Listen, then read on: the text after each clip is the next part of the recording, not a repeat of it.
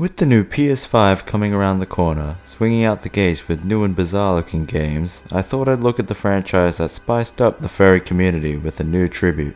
Ratchet and Clank, for those who don't know, is a 3D shooter platformer made by INSOMNIAC, the dudes who thought, yeah nah, making one AAA game for a new console was too easy, let's make two of the bastard things. Guess we can say for sure they really don't like sleep.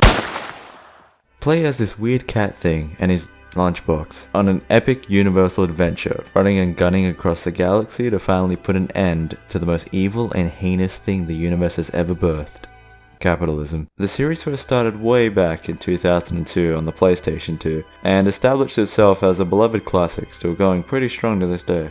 And it's also one of my all-time favorite game franchises for clear nostalgia bias, playing the first game when I was 8 years old and being scarred for life by the dumbass water level. The series right now has spanned 11 main games, 2 handheld games, 1 weird mobile game, a remaster of the originals, an animated movie that, yeah, we don't talk about that, and an ad for the PlayStation Move.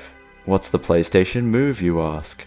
Why was everyone trying to do motion controls, you ask? Why they got them weird balls on them, you ask? I wish I had an answer for that one. But putting that aside, it's safe to say that over the years and years of innovation, these guys have really perfected the shooter platformer genre. But, with that being said, is there ever such a thing as truly perfect? Salvador Dali once said that to have no fear of perfection, you'll never reach it. But clearly he hasn't seen Chris Hemsworth before.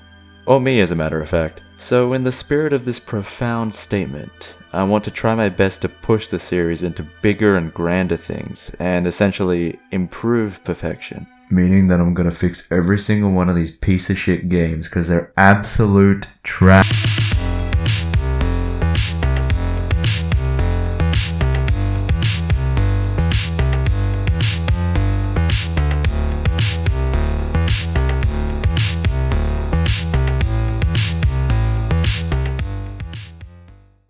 Just as a quick disclaimer warning, I've just realized I've only played like 7 of these games, which is less than half the amount in the series.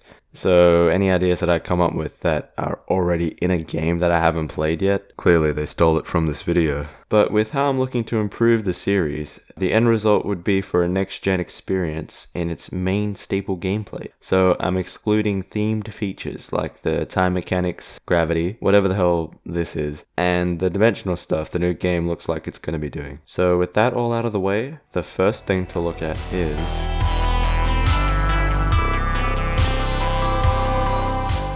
this is the part of the game where you gotta shoot the shit, lickety-split, to avoid getting hit.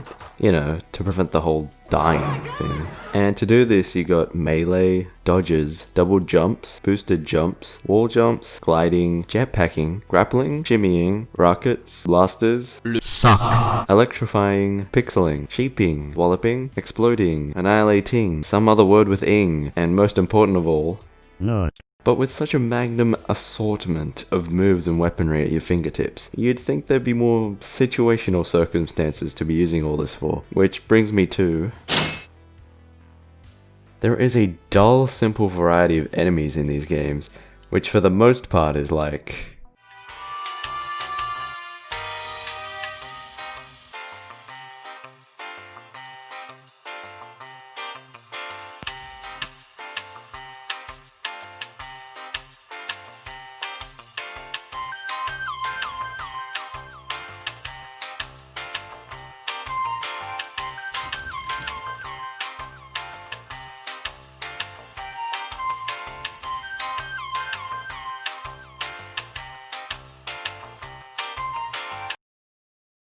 this is all perfectly fine for the most part, but my issue with it is that they all die in the same way regardless. With enemies, I'm thinking there should be certain guns or strategies that are more effective than others, depending on who you're actually trying to turn into PG-rated paste. Doom Eternal did this pretty well, having a blend of different ways to target weak points of the enemies to immobilize or basically render them ineffective for more damage opportunities. So for Ratchet and Clank, the most basic and non-intrusive way of doing this that I can think of would be with an elemental based damage system, kinda Pokemoning it in a way, where for example fire based weapons would be great on ice based enemies, water damage beating fire, rock beating scissors, and face masks beating human rights. With elemental-based stats thrown into the mix, it's a quick and simple complexity that spices things up, that just involve, recoloring a material shader, setting higher damage outputs, and changing the little particle effect of wherever you hit. But if the devs did have the time to put in a vast, varied enemy roster, you could incorporate more complexities with things like targeting jetpacks in third-person mode to knock down flying enemies, or having bullet-resistant enemies that can only be, bludgeoned to death. Maybe like fast-moving enemies that need gadgets to be incorporated to take them out would be a great way of seeing how gadgets would play a bigger role in combat. A point I'll come back on later. The meleeing point I brought up also does nicely segue into my next concern, being the problem with the wrench is that it gets tossed to the side very quickly, or even when it's upgraded, isn't exactly your highest of priorities to use when you're being chased by an army of scary pirates, and your choices for survival are between using a literal death ray or a stick that fixes my toilet. So what I'm thinking is to have a separate upgrade branch for the wrench, where you'd see options like being able to knock the health and ammo out of enemies, or even being able to destroy or deconstruct enemy weapons, since you are using a tool after all. And to incentivize melee even more, you could introduce a stun mechanic similar to Infamous 2, where handing out concussions would fill your brain damage meter, and depending on how full the meter is, you could be able to perform flashy grand strikes and take out enemies in a single blow. Yeah, just do more of this was fun. Getting back to the point of using gadgets more in combat, I think the obvious way of having this would be to use it in boss fights, leading to more creative and challenging boss levels, like having to swing shot between platforms and optionally hacking terminals to weaken bosses mid-battle, or drowning out the level with a hydro displacer against a fast-moving boss to slow them down underwater. This would also involve having a combat system that works underwater, which is not the easiest thing to ask for, but they made combat in the air fun, and what is water if not just thicker air? While doing research for these games, I dug through my old box of PlayStation 2 games to see what I could find. I managed to scrounge up one of the old titles, gently blowing off the dust as I caressed it in my hand. I surveyed the 16-year-old game cover, gazing upon the old rendered models, the platinum certificate it boasted, and the weird rating standards that we have here. But something just bugged me. "What's wrong?" the game asked me with concern. "I'm not really sure, Ratchet and Clank 3 up your arsenal for the PlayStation 2, but something just doesn't feel right with you. I'm not sure I can do this anymore," I responded. Feeling angry and betrayed by my response, the game slapped me sideways and headed for the door. "Wait," I begged. "It's all my fault, I know. I just want to—" I had a startling realization. I could see it as clear as day as the game gazed upon me. I looked at the top where the title was, and realized something I don't think anyone in the history of mankind has ever noticed. And Clank. Huh. Seems like there's meant to be another cool, useful protagonist in these games. Too bad we only get a backpack. Alright, all kidding aside, there are obviously Clank-related sections in these games, I know, like his little puzzle areas, the giant Clank sections, or the time bombs that he can use in a crack in time. But in my opinion, a game should be, fun. And these are also just really situational or themed-based ideas that don't meld with what I'd call the core gameplay. And quite frankly, Clank doesn't do enough to be part of the freaking title. To utilize him in a more core mechanic type way, my ideas are...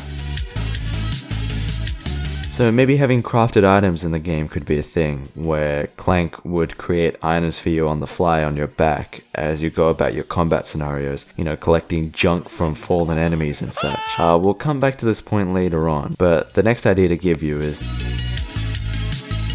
to just give Clank, a little blaster. I was thinking something along the lines of Nier Automata, where your little pod can just, shoot indefinitely by taping the L1 button down. Maybe it'd be an upgradable skill for Clank, or better yet, a purchasable weapon at a vendor with its own ammo. He'd basically be able to target and shoot enemies you're not already fighting, whilst being attached to your back. But with that being said, I don't think he should necessarily be behind there all the time. Ratchet Deadlocked had the brilliant idea of having two robot companions that could be commanded to do certain things with the press of the D-pad. So why not bring that back and control Clank with the D-pad? You know, detaching from your back and maybe turning bolt cranks for you during combat, or hacking terminals, or helping blast whatever enemies you're trying to kill head on. I think there would need to be a balance to use Clank in this way, especially if he's straight up doing jobs for you. So what I think would stop abusing this mechanic too much is for Ratchet to have to share his health bar with Clank when he's off your back. So maybe your health bar is permanently cut by a third or something until he climbs back on. And obviously your movement options will be more limited in this form since you don't have Clank to jetpack you around.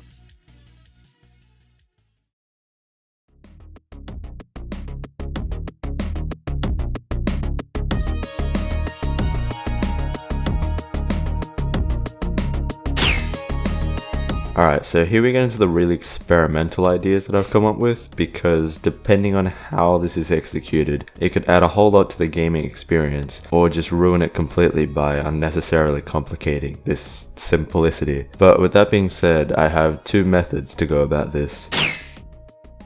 So, a skill tree. Yeah, I know this might seem like overkill in a game where a raccoon and a can of beans shoot up frogs with black holes, but I think having a small selection of upgradable assets for Ratchet to have would, add a bit of choice and dynamicism that the games are missing. The tree would entail having 3 branches of upgradability from XP you've earned in combat, with those branches being for firearms, melee, and health. For firearm related upgrades, you could be looking at things like scavenging ammo quicker, or being better at negotiating for lower gun prices, additional damage boosts, gun specific bonuses, being able to hold the gun sideways, or the like. For melee upgrades, you could introduce options like longer combos, extra stun damage, being able to grab small enemies, or even deflecting or parrying enemy fire back at them when timed correctly. And for health related upgrades, you could invest in things like small health regeneration during non-combat, being able to survive a one-hit kill with 1 HP left, maybe an extra slide move for dodging, or an increase in protein to finally get that max deadlift PR. The only other way that I thought of doing this is to just go for more of a passive build type decision, similar to the Fallout games, where you can choose to allocate points into offensive, defensive, and health to boost whichever area respectively.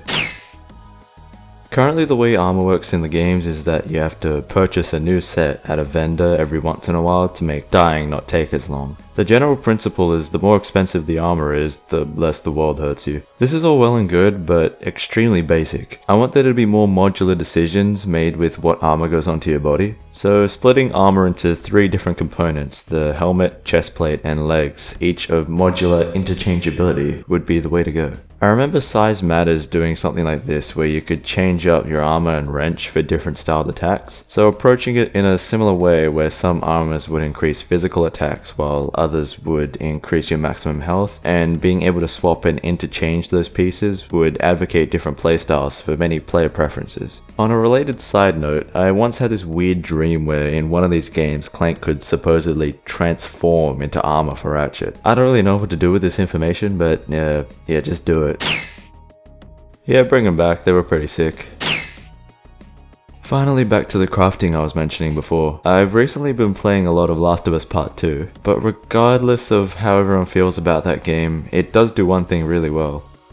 It's got a very streamlined and actual useful crafting system. I've thought a lot about how this could be translated into other games, and whether or not it'd even be useful to something as high key and crazy like Ratchet and Clank, but might as well try it out, So the basic premise of what I'm thinking is to just collect certain nuts, bolts, and scraps off of fallen enemies to create things to help in battle. Kinda like in Tools of Destruction where you had the limited devices you could buy. And I think that basing these crafted items off of the older, more unpopular weapons in the series would give them a newfound appreciation in the new gen, like being able to craft bombs to chuck around, inflatable decoys to confuse enemies, disco balls so they can do that, temporary weapon buffs or add-ons, and even spicing up your wrench with just a taped-on shiv. I just think that players would be more incentivized to utilize these crafted items in battle, knowing that it pretty much doesn't cost them anything to buy. And if it's a quick and frictionless process to make and use, like with a hotkey, then it's more of a bonus than a useless set of weapons that are never going to be used. Perhaps having a smaller assortment of weapons would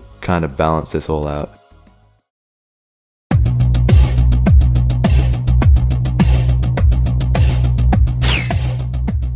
Ship combat has been weird to say the least. Fun in small instances in the first game, used way too much in the second, and then straight up abandoned in the third. Whenever I would replay the PS4 game, my only dread with it would be that one ship level at the start of Metropolis that just dragged harder than Rue fucking Paul. So the way I would approach it is to just have short and sweet ship battles in the Star Fox sort of style with the on-rail shooting. It's basically one less axis to worry about piloting these dumpy things. I want to shoot these bad guy ships, but the clap of my ass.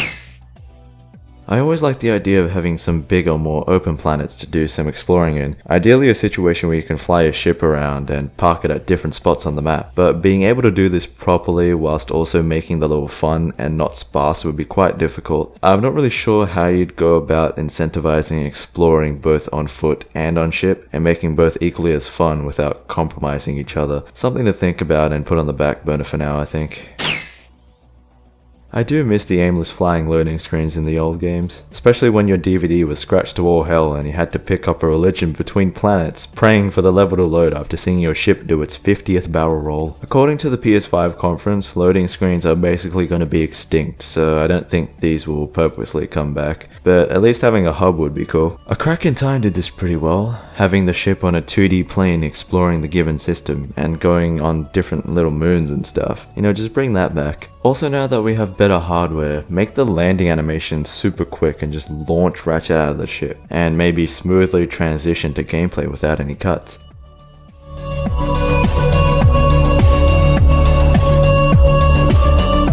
I don't really have any qualms or concerns about the weapons in general for these games, since they're all pretty fun and creative. Perhaps doing what Deadlock did and having a very limited set of weaponry might be a good change of pace, seeing as how mostly in my playthroughs I basically ignore like 75% of the other weapons just to use the shotgun one. But I'm sure whatever creative weaponry the dev team will come up with will be great staples to the game. So I just wanted to list my top 5 favorite weapons from the series.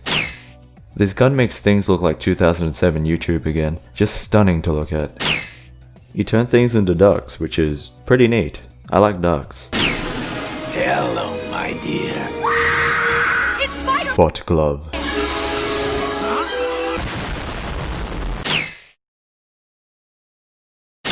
Just listen to the sounds this thing makes. But to try and compete against these bad boys, I've got some stupid gun ideas to throw into the mix myself. A t-shirt cannon that makes enemies wear t-shirts, all of different random damaging effects, like one is icy cold, one is acid covered, a straight up stray jacket, or one that came fresh out of the dryer and is a bit too hot. A rocket launcher that shoots out a rocket, and when it explodes on an enemy, it spawns 2 smaller rockets that fly out and target 2 other enemies, and then those rockets then spawn 2 more rockets each, and then those rockets. A shrink ray, where if the enemy shrinks small enough, you can just, squish it.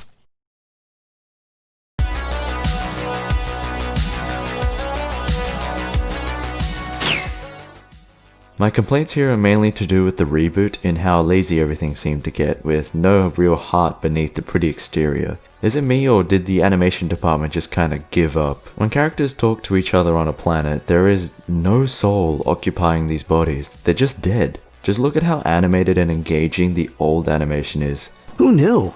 She always seems so sweet and innocent in her videos. Well, except for that one with the... when comparing it to the new one. I guess the reasoning behind this is that throughout the PS4 game, there are clips of the movie that are blatantly inserted that are supposed to be doing all the heavy lifting, but anytime those cinematics aren't present, the animation basically falls flat. Judging by the PS5 trailer, they seem to have remedied this problem, seeing as how there is no movie that they have to adhere to this time, so fingers crossed that they bring back the charm. Make the HUD look interesting again. I was a big fan of the CRT looking aesthetics, and it'd be nice to look at something new and different. But going off of immersiveness, you could go the route of having little to no HUD, or having the HUD built into the game world itself diegetically, like Dead Space. It's a real genius and intuitive way of showing stats that I think would work perfectly for a Ratchet and Clank game. The start menu is also sorely lacking in this department, where we're just looking at a JPEG of space, when comparing it to the older titles with their liveliness. Even the pause menu when you're looking at the different guns you got. Ratchet was there to model the gun and test the functionality for you, whereas the new one just kinda stands there. I'm just asking for these stupid little touches to come back, just bringing the heart. больше сисек, мы хотим больше... Что самое главное в женщине? душа. Душа. А как же сиськи?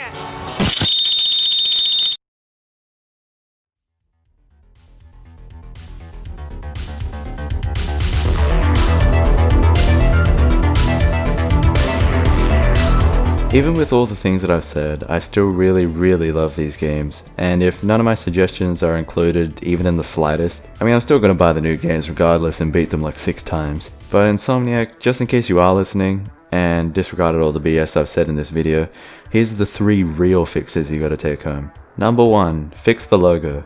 The new logo looks like if the old logo got neutered and is reformed in an unhappy marriage. Number 2, let Ratchet be a little edgier again. Simp isn't a word I like throwing around a lot, so just beef our boy up a bit, okay? And 3, bring the old music back. I'm tired of this brass bombastic boring ass sleepers. I mean, no offense brass, but it can kiss my